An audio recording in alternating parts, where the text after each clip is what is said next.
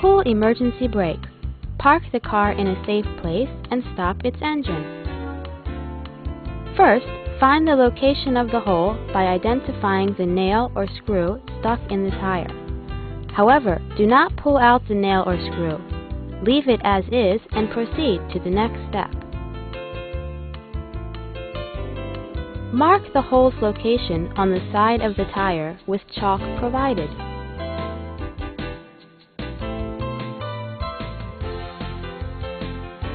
Ensure that the mark on the side of the tire meets the ground. In the event that you cannot identify this location, proceed to the next step. Unscrew the cap of the tire valve. Remove the valve core and loosen the screw by using the provided valve core driver. Before removing the valve core, ensure the tire's air pressure has been let out almost completely. If too much air pressure is remaining in the tire, the valve core may pop out. Be cautious. Shake the bottle of emergency tire sealant well, from left to right and up and down. Then remove the bottle's cap and inside plug and attach the nozzle.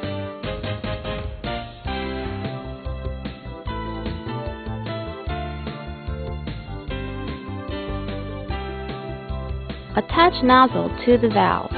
Reverse the bottle and inject all of the sealant into the tire by squeezing the bottle with your hand.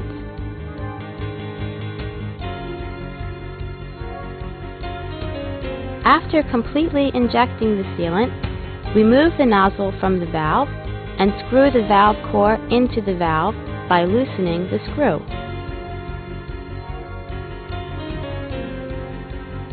Next, pull out the power cord and air hose. These are stored in the compressor. Attach the tip of the air hose, called a screw valve, to the air valve of the tire by turning it clockwise. Insert the cigarette lighter plug, located on the tip of the power cord, to the car's cigarette or accessory socket. Ensure the emergency brake is set and start the car's engine.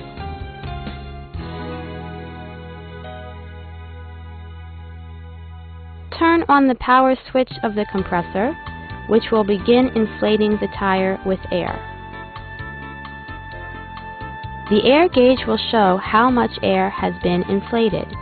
Allow inflation until the specified air pressure of your automobile's manufacturer is reached. The specified air pressure is shown near the door of the driver's seat. Detach the air hose and screw the valve cap back into place. After the air has been inflated to the specified pressure, begin driving under 80 kilometers. After driving for about 5 kilometers or 10 minutes, park the car in a safe place and check the air pressure with an air pressure gauge. Emergency repair is complete if the air pressure is more than 130 kPa.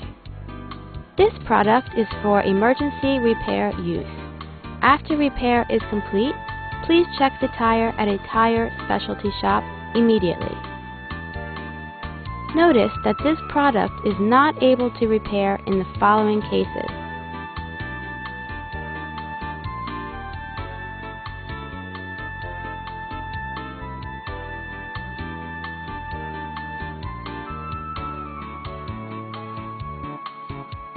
In addition, this product may negatively affect tires with TPMS.